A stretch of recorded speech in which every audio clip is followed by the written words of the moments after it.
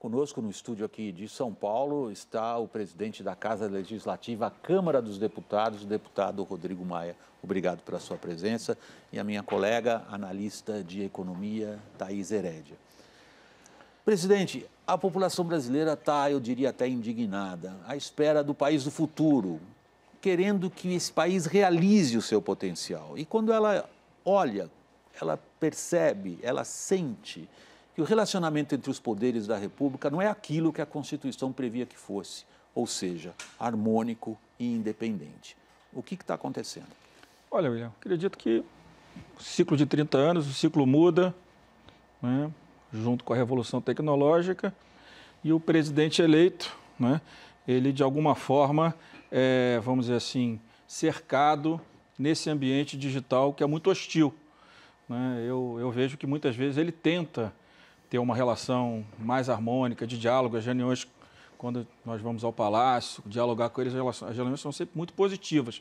Mas acho que quando a gente sai da reunião, entra o grupo das redes sociais, né? E aí contamina todo o ambiente. Então, eu acho que se você olhar a relação do Congresso com o presidente Toffoli, sob a coordenação do presidente do Congresso, o senador Davi Alcolumbre, é muito harmoniosa e muito independente. Agora, com o Executivo, nós temos momentos que as coisas até fluem melhor, mas eu vejo que muitas vezes, ou na maioria das vezes, tudo que é associado, né, ao diálogo, a um acordo, né, parece que é uma coisa errada. Né? Se criminalizou a política e parece que tudo é criminalizado. E o presidente, na minha opinião, acaba sendo muito pressionado e contaminado por esse ambiente, está sempre dando respostas para esse núcleo das redes sociais, da qual ele tem uma boa representação. Deixe eu pensar dois pontos que me parecem muito relevantes que o senhor acabou de mencionar. O primeiro é a influência da mudança tecnológica no comportamento político de chefes de instituições como o Executivo. O senhor está afirmando que essa nova tecnologia, a revolução da informação, torna o relacionamento entre Executivo e Legislativo muito mais difícil, porque o presidente do Executivo faz uso das redes sociais para pressionar o poder que o senhor representa. Não é só isso. O senhor se sente emparedado? Não, de forma nenhuma. Ele tem Mas há um chamado constante às ruas, via redes sociais, com críticas severas à casa que o senhor preside. O método não é do século XXI, né? O método de pressionar as instituições vem de antes, né? O que eu acho é que toda a democracia liberal no mundo, de alguma forma, está sendo contestada, né? E o que nós precisamos, todos os poderes, aí é uma relação de cada poder, de cada mandato com a sociedade, e da sociedade entre a sociedade, é reorganizar as nossas relações. As informações caminham muito mais rápido. E dentro delas, muitas informações falsas e muitas informações que geram dúvida nas pessoas. Por exemplo, o pessoal da rede social do Bolsonaro divulgou um vídeo em março de 2018, da qual eu lançava uma pré-candidatura a presidente pelo DEM, que não deu certo. E divulgaram agora para dizer que eu tenho essa ambição. Por outro lado, algumas pessoas começaram a me parabenizar nas redes sociais. Então, é uma confusão de informação muito grande. Eu acho que o tempo vai organizar isso melhor. As pessoas vão passar com o tempo a organizar melhor o seu pensamento, a formação da sua opinião em relação a isso. Agora, é claro que esse é um grande desafio, não apenas para cada um de nós, para toda a democracia, e principalmente na relação com o presidente, que teve parte do seu voto, da sua organização eleitoral inicial, né, linkada a esses movimentos que nas redes sociais são muito radicais. Eu tinha me referido a dois pontos relevantes que o senhor mencionou na sua primeira resposta. Eu mencionei o primeiro. O segundo tem a ver com o sistema de governo brasileiro, que chegou a ser apelidado de presidencialismo de coalizão. A sua resposta sugere que esse sistema foi abandonado. Temos o que, no caso agora, um parlamentarismo branco? Não, de forma nenhuma. Nós temos um sistema presidencialista, onde as atribuições de cada um dos poderes está sendo restabelecida. O presidencialismo de coalizão, não de cooptação, né, é saudável. Né? É claro que o de cooptação, não. E, de alguma forma, ao longo desses anos todos, o Executivo cooptou o Legislativo, não necessariamente para fazer coisa errada, mas tirou as atribuições do Legislativo. Quando a gente traz da ditadura, né, uma nova estrutura do decreto-lei da ditadura, através da medida provisória, nós estamos capturando parte do poder legislativo. Quando nós temos um orçamento, ou tínhamos um orçamento autorizativo, nós estamos transferindo para o Executivo uma responsabilidade que no mundo inteiro é exclusiva do Legislativo. Então, essa separação, maior independência entre os poderes, sem dúvida nenhuma, ela restabelece a relação, e eu acho que é bom para a democracia, é bom que o parlamento, né, não que seja um parlamento que imponha uma agenda ao Executivo, muito pelo contrário, o Executivo coloca a agenda de forma majoritária, mas o fortalecimento do parlamento fortalece a democracia. A Thaís vai fazer uma pergunta, mas eu vou pedir licença, Thaís, porque é muito provocador, muito provocativo o que o senhor acabou de dizer a respeito do funcionamento das atribuições de cada poder. Agora, a pergunta é a seguinte: ao se instituir, por exemplo, no caso que o senhor mencionou, do orçamento, ou seja, quem é que estabelece, através da alocação de recursos, quais políticas serão feitas? É fundamental para o país. Isso. Ao estabelecer, como acabou sendo feito agora, uma emenda do relator, me parece haver uma perigosa confusão entre quem legisla e quem executa. De jeito nenhum. Esse é o problema da comunicação. O poder executivo, em qualquer democracia do mundo, executa as políticas aprovadas pelo parlamento. O parlamento não necessariamente precisa aprovar todo o orçamento do poder executivo. Pode retificar, pode ter outras prioridades, né? Então, quando você fala de emenda de relator, que eu acho que ao longo dos próximos 2, 3 anos, todas essas vinculações de emenda de bancada, emenda individual, emenda de relator, todas vão acabar, porque com o orçamento impositivo, tudo isso é inócuo. Se o orçamento está aprovado, ele é impositivo, ele precisa ser aplicado.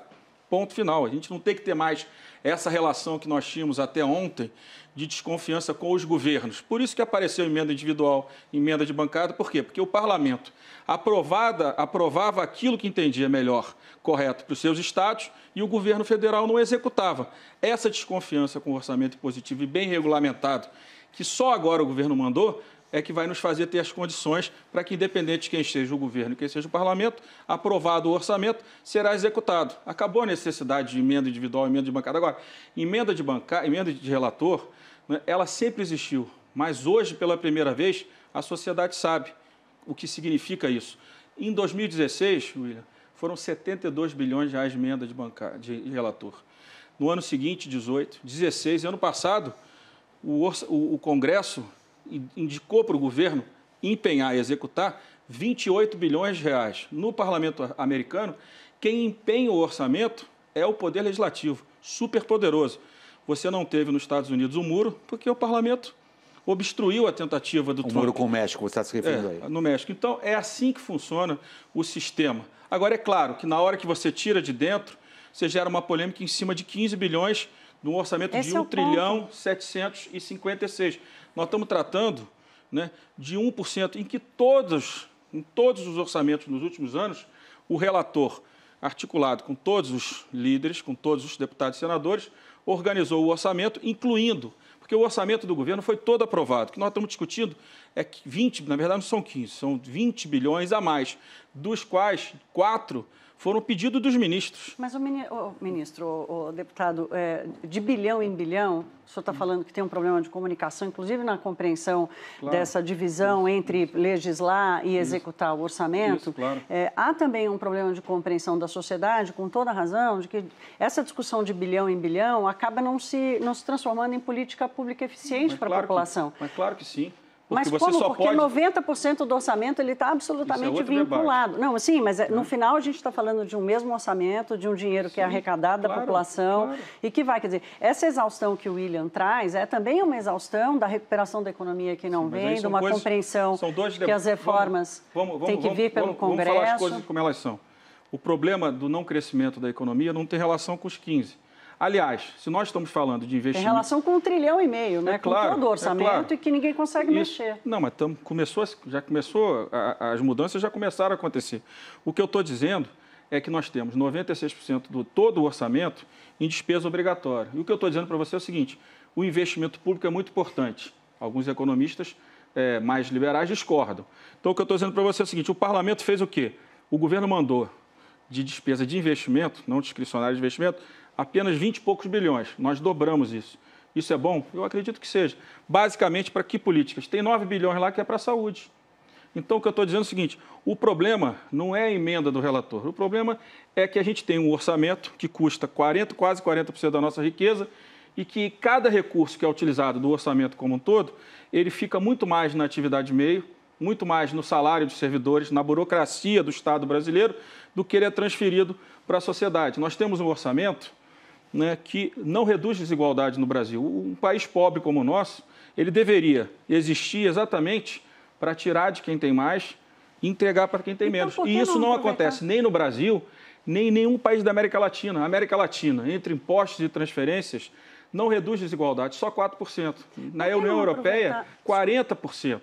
Então, o nosso debate, do meu ponto de vista, que é o debate real, deve ser o seguinte: como é que nós conseguimos melhorar a qualidade do gasto público? Eu acho que a reforma da Previdência é um primeiro passo fundamental, porque a Previdência brasileira, até a sua promulgação da emenda constitucional, era o maior sistema de transferência de renda do mundo, de quem ganha menos para quem ganha mais. O funcionalismo público é outro, né? Concentrava aqui. A administração pública, o salário médio dos servidores públicos federais acabou ao longo dos anos, porque o Brasil não cresce e os seus salários cresceram muito, sendo o dobro da média do salário do setor privado. Então, nós temos um Estado que arrecada muito para um país pobre, né, do tamanho do Brasil, um país médio, deveria ter, em tese, uma carga tributária menor, mas eu nem discuto isso nesse momento. O que eu discuto é que se a gente estivesse usando esse orçamento, a gente tivesse uma capacidade de investimento, de transferência de recursos para a política social, educação e saúde, de 10%, 15% do orçamento, a gente estava, pelo menos, tendo uma carga tributária alta, mas conseguindo reduzir essa desigualdade no Brasil. Rodrigo, é o que não acontece hoje. Deixa eu interrompê-lo aqui pelo seguinte. A sua análise, por que este país não destrava, é muito semelhante à da política econômica do ministro Paulo Guedes. Eu vou chegar lá, estou no enunciado da pergunta ainda. O senhor faz afirmações a respeito da ineficiência, do Estado balofo, da má gestão de recursos públicos, do excesso de arrecadação que não corresponde ao que é entregue. Até aí não vejo grande diferença entre os diagnósticos. Neste caso, o que o senhor acha que deveria ser a prioridade da equipe econômica quando ela se dirige à casa que o senhor chefia e apresenta projetos? O que ela está fazendo de errado? Olha, eu acho primeiro que nesse momento de crise que a gente vive é ruim ficar criticando. E é fácil, não é isso? Faça a construtiva, então. Não, o que eu acredito é que, por exemplo, a política do governo, a política econômica do governo, ela acredita muito que a sociedade, os atores econômicos resolverão as mazelas, as distorções da sociedade brasileira, as desigualdades, a pobreza. Eu discordo disso. Tipo, deixe para o mercado. Deixa com o mercado, mas não resolve, não resolve. O recurso público, ele é fundamental. Né? Por exemplo, essa discussão que nós estamos fazendo do Fundeb. Né? Nós temos na educação básica, que é exatamente o fundo da educação básica que nós estamos renovando. Onde a gente pretende quase dobrar o dispêndio do Estado. Nós vamos dobrar. Isso é uma discussão decidida, uma decisão tomada pelo Estado que não tem mais Parlamento. Poder de investimento. O que acontece? Nós temos, mas precisa organizar para tê-lo. Né? O que eu acho que a gente tem que pressionar, o que a gente não pode é achar normal, em 2019, nós termos 1.200.000 crianças na educação básica saindo, abandonando a escola, abandonando os seus futuros. Não é? Quer dizer, milhares de crianças em todas as fases, claro, mais concentrada. Eu entendo o seu argumento, mas o senhor desviou da pergunta. A pergunta é a seguinte, na sua opinião, o que o Ministério da Economia devia fazer? É o que eu vou falar.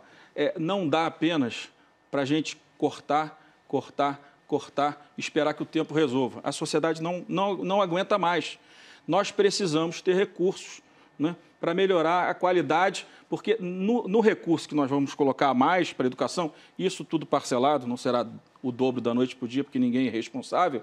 O que nós estamos querendo dizer? Nós vamos agora focar na melhoria da qualidade do ensino, em parte desse dinheiro.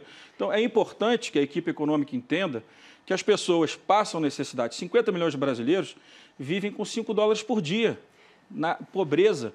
Então, nós precisamos enfrentar. Se você pegar o cadastro único, que não é o Bolsa Família, o Bolsa Família deriva, né, da construção de um cadastro único que foi implementado, que foi pensado e construído no governo do presidente Fernando Henrique, executado pelo presidente Lula. Ali dentro tem vários problemas da sociedade que não estão sendo enfrentados. Por quê? Todo mundo resolveu achar que apenas a transferência de renda resolve. Não resolve. Não resolve, porque dentro do cadastro único você tem problemas de idosos analfabetos, você tem problemas de falta de sanitário, você tem problemas de falta de saneamento muito grande. Então, eu acho que o Estado ele não pode ficar parado apenas fazendo reforma, tirando dinheiro da sociedade, que eu acho que está certo em relação às reformas que a gente está defendendo.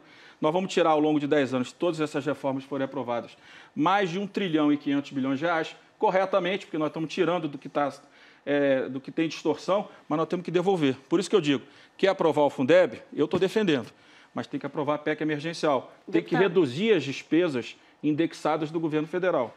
O senhor foi eleito há um ano com uma agenda bastante reformista. Esse Congresso tem sido reconhecido como uma agenda reformista. E quando a gente fala de agenda reformista, basicamente reformas econômicas, microeconômicas, passada a reforma da Previdência. O senhor está no último ano do mandato, a frição entre os poderes só fez aumentar.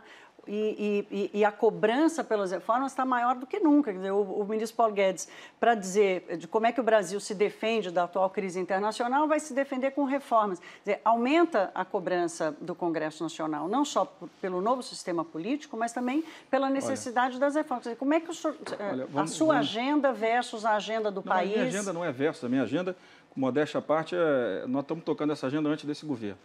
O que eu estou dizendo a despeito do governo? Não. Antes desse governo começar... Mas e a despeito desse agora? Com todo agora? Respeito, a proposta da PEC emergencial que nós tínhamos construído em 2018, ela é muito mais ambiciosa e o impacto fiscal muito maior do que o governo encaminhou pelo Senado, que nós vamos aguardar, que nós temos um acordo com o Senado. O que eu estou dizendo para você é que não bastam essas reformas, né? A sociedade tem as suas vulnerabilidades e as suas necessidades. E quais são as reformas desse seu último ano de mandato? Se o senhor puder escolher aquela que o senhor vai batalhar, independentemente da articulação política do governo. O que eu estou dizendo, como você falou, a questão da crise, não são só as reformas. Se você olhar o que o presidente que é referência para o presidente brasileiro, Donald Trump, o que ele colocou como proposta para superar essa crise é intervenção na economia com subsídio fiscal para a sociedade. Reduzir impostos, transferir dinheiro para a sociedade. Então, as soluções elas não passam apenas, transfere para o parlamento essa responsabilidade. Essa responsabilidade é do Poder Executivo. Aliás, o Poder Executivo que muitas vezes na rede, não ele, mas estão querendo tomar o poder do Executivo. Não, nós queremos que o Executivo assuma a sua responsabilidade e diga quais são as ações que o governo vai tomar. Tem risco ou não de daqui a pouco uma indústria pedir férias coletivas, porque não tem os componentes, não estão chegando. Porque a China parou 2 meses, agora está retomando. Né? A indústria, saíram os resultados de janeiro, foi positivo, mas a gente sabe que o de fevereiro vem negativo. Então, não adianta apenas a gente achar que as reformas vão resolver o problema. Porque, primeiro, a PEC emergencial ela é muito positiva, mas o governo encaminhou, eu acho que ela é tímida. Então, o impacto é menor. A administrativa são para os próximos, não tem impacto no curto prazo, é um impacto ao longo de 10 anos, e a tributária precisa, pelo sistema, pela sua complexidade, de uma transição longa. Então, essas 2 reformas que estão na Câmara, ou que pelo menos uma vai chegar a outra, a gente já está tocando independente do governo, que é a tributária. Nós vamos tentar avançar, aprovar uma, deixar a outra pronta, o que der tempo, porque o tempo está passando e as coisas não chegam no Congresso Nacional. Agora, o governo precisa, via público, dizer como ele vai enfrentar, né, essa crise que já existia no Brasil antes do coronavírus e antes do choque do petróleo. Nós já tínhamos uma economia que abriu o ano com expectativa de crescimento de 2,4, já caminhava para menos de 2, e aí veio esse tsunami do coronavírus e do petróleo. Nós estamos terminando a entrevista, temos feito a mesma pergunta. O senhor se arriscaria a dar uma nota para as relações entre os poderes de 1 a 10? Olha, eu acho que a relação dentro do Congresso é uma relação muito positiva, com o Supremo ela também é muito positiva e ela tem sido uma relação abaixo da média mínima de aprovação, né, para se passar de ano, do Executivo com os outros poderes, sem dúvida nenhuma, tem.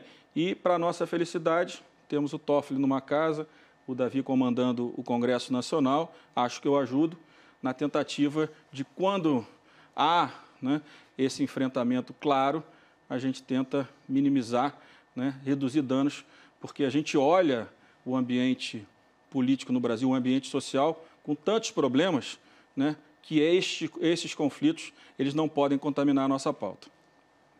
Deputado Rodrigo Maia, presidente da Câmara dos Deputados, muito obrigado pela sua entrevista. Obrigado. Thaís, muito obrigado pela participação.